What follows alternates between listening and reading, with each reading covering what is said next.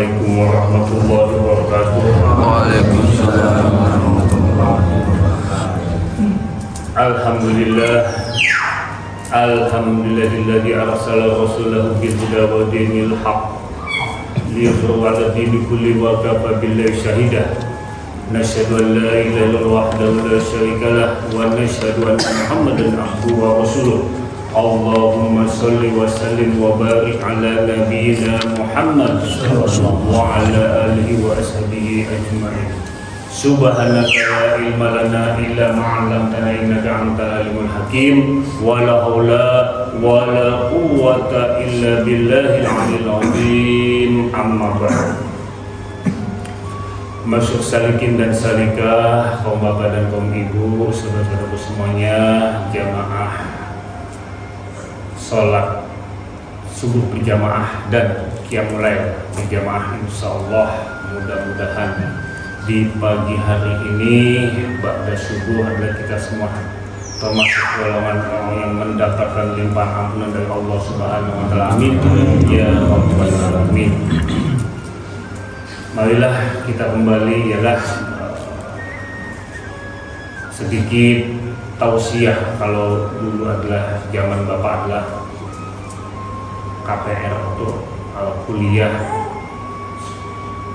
KPR pagi Ramadan. Nah, gitu. Sekarang adalah tausiah sedikit, mungkin maksimal setengah jam atau 20 menit. Nah, tidak terasa adalah kita sudah memasuki adalah hari yang ke-20. Kalau yang puasanya mulainya lebih cepat berarti sekarang 21. Tapi kita adalah tidak mempermasalahkan itu. Nah, jadilah kita adalah menginjak kepada puasa yang ke-20, yang berarti adalah nanti malam adalah malam ke-21, masuk kepada malam yang ke-3 terakhir di bulan Ramadan, yaitu malam disebut ialah Idkun minan nar. Nah, kalau tadi malam adalah malam ke-20 berarti terakhir, di mana adalah bagi orang-orang yang dapat merasakan malam maghfirah. Nah, jadi 10 pertengahan yaitu ialah malam maghfirah. Awal berarti adalah malam rahmah. Nah, oleh karena itu kita kembali ke dalam diri kita. Nah, kita yang bisa merasakan kita sudah mendapatkan malam rahmah atau belum. Nah, jadi puncaknya adalah kita yang dapat merasakan, tidak terpaku atau tidak tertuju pada yaitu malam 1, 2, 3, 4, tidak semacam itu. Sesungguhnya adalah kembali ke dalam diri kita yang dapat merasakan apakah kita mendapatkan kenikmatan di mana Allah memberikan malam rahmah. Artinya adalah cinta kasih dari Allah kepada kita yang memancar di dalam diri kita, di dalam hati kita. Jadi sebagai wujud seseorang yang mempunyai akhlakul karimah, yang mempunyai sifat rahman dan rahim, yang mempunyai sifat takhlaq bi akhlaqillah, berperangai dengan akhlak Allah. Nah, itu. Nah, tanda-tandanya ialah orang-orang tersebut dia yang mendapatkan puncak dari malam-malam rahmat itu. Berarti dia tandanya orang yang mempunyai ialah penuh dengan cinta kasih kepada sesama makhluk, kepada manusia. Itu jadi puncaknya kita yang dapat merasakan. Kita kembali dalam diri kita sudah merasakan apa belum? Nah, yang tahu diri kita. Begitupun ialah malam mahfirah dari malam pertengahan, malam 11 sampai pada tadi adalah malam 20. Nah, kita yang dapat merasakan apa sih malam mahfirah itu? Ya, seperti yang pada kajian minggu lalu yang sudah kita bahas, mahfirah ampunan. Nah, Allah memberikan kepada kita limpahan ampunan. Berupa ialah dihapus semua dosa-dosa kita, dihindari kita dari berbagai macam bentuk-bentuk dari keinginan, niat dalam sesuatu untuk bermaksiat. Nah, itu Allah akan menghindari diri kita dari segala berbagai macam bentuk jenis kemaksiatan, baik kemaksiatan dalam wilayah batinnya maupun yang kelihatan lahiriah. dan di dalam diri kita mempunyai rasa yang disebut dia pemaaf. Nah, apabila kita merasa dizolimi oleh seseorang, maka ya kita dapat memberikan maaf kepada orang yang menzolimi kita. Ya kan, yang disuruh oleh Allah ialah udil afwa wa bil ufwa aqrid anil jahilin. Jadilah ambillah maafnya. Nah, lalu ajaklah untuk berbuat baik. Wa aqrid anil jahilin, maka ia berpalinglah dari orang-orang yang bodoh. Nah, jadi apabila kita sudah mendapatkan ya seperti malam daripada malam-malam puncak ya mahfirah, ampunan dari Allah, senantiasa hati kita yang selalu jernih, hati kita yang selalu bersih, terhindar dari berbagai macam kemaksiatan dalam bentuk batiniah maupun lahiriah. Tanda-tandanya orang-orang seperti yang tadi kami jelaskan inilah hatinya penuh dengan rasa maaf kepada seseorang, mempunyai pemaaf, jiwa yang pemaaf. Jadi inilah tanda-tandanya. Nah, kalau kita merasa disakiti oleh orang, jadi kita bisa memberikan maaf kepada orang tersebut. Nah, tanpa pamrih. Nah, yang namanya sudah memberi maaf berarti sudah general, sudah putus, sudah selesai, tidak ada apa-apa, tidak ada embel-embel. Nah, seandainya yang menyakiti kita itu adalah memohon pertolongan, bantuan, dia selalu senantiasa memberikan bantuan yang dibutuhkan. Nah, jadi sudah tidak ada aroma di dalam dirinya, ialah aroma-aroma penuh dengan kekesalan. Ada kan sebagian manusia yang mempunyai pendapat adalah saya sudah memaafkan. Nah, di saat dia meminta pertolongan, loh, selesai. Nah, maksudnya dia tidak mau memberi maaf. Karena kenapa? Bukan maaf, pertolongan. Kenapa? Karena memberi maaf bagi dia sudah selesai. Kan bukan itu yang dimaksud.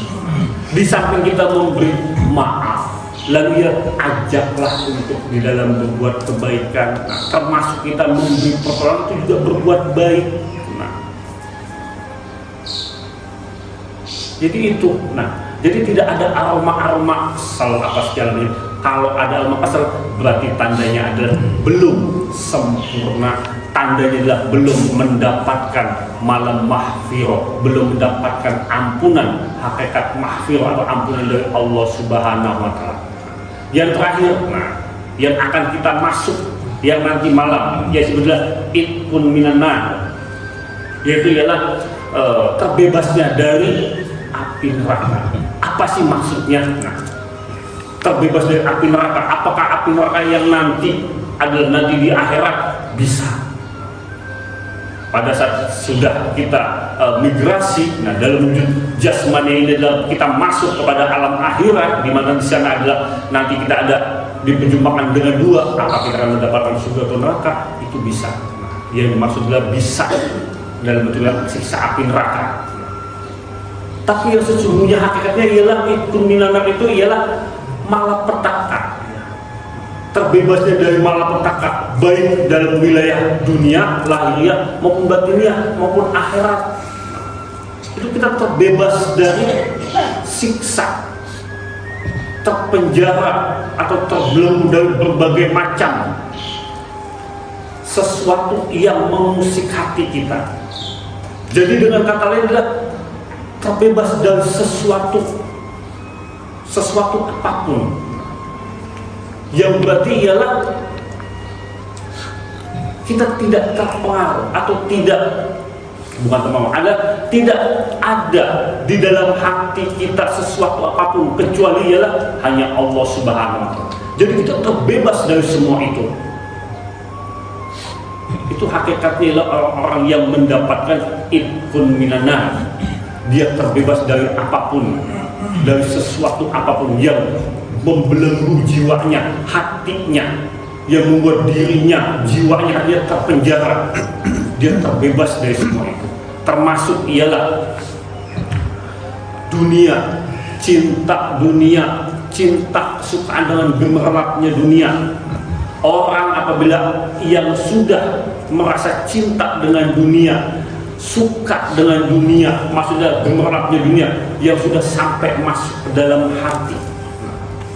Tak kala dunia itu dapat menyebabkan menjadi yang disebut ialah bara api, kecintaan terhadap sesuatu yang dapat menimbulkan bara benih-benih api suluh yang dapat menyala. Tak kala sesuatu itu yang kita cintai tidak sesuai dengan apa yang kita harapkan, jadi akan mengkobar hati tersebut, akan terbelenggu, terpenjara, sehingga adanya di dalam hatinya penuh dengan kesesakan. Karena apa? Sekali lagi karena di dalam hatinya penuh dengan sampah-sampah dunia. Jadi orang yang terbebas dari itsun minanar, yang terbebas dari api neraka, dia sudah terbebas dari sesuatu apapun selain daripada Allah Subhanahu wa Ta'ala, termasuk dunia yang ada di dalam dirinya, yang menjadikan dunia itu ialah Tuhan selain Allah di dalam dirinya. Nah, kan jadi jelas orang yang cinta dengan dunia, apabila dunia tersebut adalah dapat merongrong dirinya, suatu saat dapat menjadi nyala, terbakar, menjadi bara api, berkobar hatinya, sehingga banyak orang yang gila dengan dunia, stres dengan dunia, dan lain sebagainya. Kan jika ingin dicintai Allah, maka jangan mencintai sesuatu selain dirinya. Boleh nggak kita mencintai dunia? Boleh banget. Tetapi kan dunia itu bukan ada di dalam hati. Dunia itu hanya ada di genggaman, di jiwa. Nah, jadi dengan kata dia, jadikanlah dunia itu apa yang kita punya, anak, istri, bahkan harta benda, sawah dan segala macamnya itu ialah atas dasar menjaga amanah Allah. Ya namanya orang kalau menjaga amanah, apabila amanah itu diambil oleh Allah, tentunya kita tidak akan marah. Dengan kata lain, yang punya mau mengambil lagi, apa kita akan marah? Apabila ada orang yang menitipkan sesuatu barang kepada kita, apalagi barang itu beresiko, mahal, kalau hilang itu wajib ganti. Tetapi pada saat adalah orang yang menitipkan amanah tersebut adalah mengambil kembali barangnya, tentunya kita akan merasa senang karena sudah terbebas dari beban. Beban apa? Beban yang dititipi itu, amanah tersebut. Begitupun juga perihal masalah dunia. Jadi kita harus pintar-pintar ya memilih. Bukannya kita tidak disuruh mencari dunia, justru kita disuruh mencari dunia untuk bekal ibadah. Kita disuruh oleh Allah ialah menjadi orang-orang yang kaya, orang-orang yang kecukupan, agar bisa membantu, agar bisa berjuang di jalan Allah, tentunya dengan harta dan jiwa. Jadi jangan sampai harta yang hanya sebatas dunia ini dapat membelenggu hati kita, yang menjadi suluh bara api yang suatu saat dapat menyala, yang disebut menjadi adalah hutomah. Wa ma adro amal hutomah narullahi muqadah allati tabul afidah. Itu hutomah. Sampah-sampah dunia yang ada di dalam diri kita akan menjadi hutomah yang menjadi suluh apinya, yang menjadi bara api, yang apabila ialah dapat dinyalakan, apabila ada sedikit, bahkan bisa jadi ada rasa memiliki, ada rasa mencintai terlalu berlebihan, sehingga itu sudah bisa menyuruh, menyalakan, yang menyebabkan hati kita menjadi sesak, penuh, yang menyebabkan hati kita terbelenggu dari sesuatu selain daripada Allah Subhanahu wa Ta'ala. Nah, jadi jelas ialah itkun minanna, terbebasnya dari api neraka. Bahwa adalah kita kembali ke dalam diri kita. Nah, kalau kita sudah merasa bisa terbebas dari sesuatu apapun selain daripada Allah Subhanahu wa Ta'ala, yang berarti hanya kepada Allah di dalam hati, hanya ada Allah, sebagaimana ialah Allah menjadi, ya sebagaimana ialah dijelaskan adalah qalbu mu'min baitullah, hati orang mukmin itu rumah Allah. Apakah pantas yang namanya rumah Allah itu ialah ada sesuatu selain Allah di dalamnya, ada pernak-pernik sesuatu apapun di dalamnya? Kan tidak pantas. Itulah pernak-pernik sampah-sampah yang harus kita buang di dalam hati kita. Kalau kita contohkan, coba kita lihat adalah seperti adalah masjid, atau mungkin ialah sebuah masjid lah, rumah ibadah lah, yang disebut ialah rumah Allah bagi orang-orang muslim, yang disebut ialah masjid tersebut. Di dalam masjid itu kan kosong, nggak ada pernak-pernik, masih nggak ada perabotan, dapur, kayak rumah tangga atau apapun, ada meja makan, nggak ada. Yang adalah belum kosong.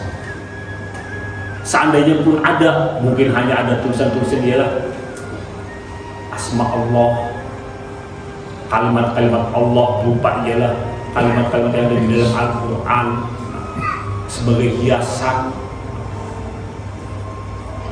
itu. Nah, jadilah di dalam diri kita, di dalam hati kita, nah setidaknya sudah tidak ada sampah-sampah yang dapat menggerogoti, yang dapat membelenggu diri kita, yang akan menyebabkan menjadi sulit itu, api itu yang suatu saat dapat berkobar, yang dipercikan dengan rasa memiliki, rasa ingin menguasai sesuatu itu, yang menyebabkan hati kita menjadi pengap.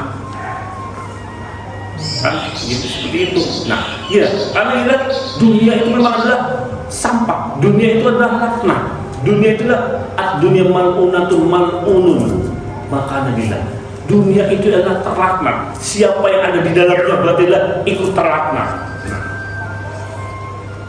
Kalau kita cinta dunia atas dasar ia ingin menguasai, memiliki, yang dapat menyebabkan diri kita ialah terbelenggu, terpenjara, itu berarti hakikatnya kita belum mendapatkannya sebetulnya ikun minanna, belum terbebas dari api neraka.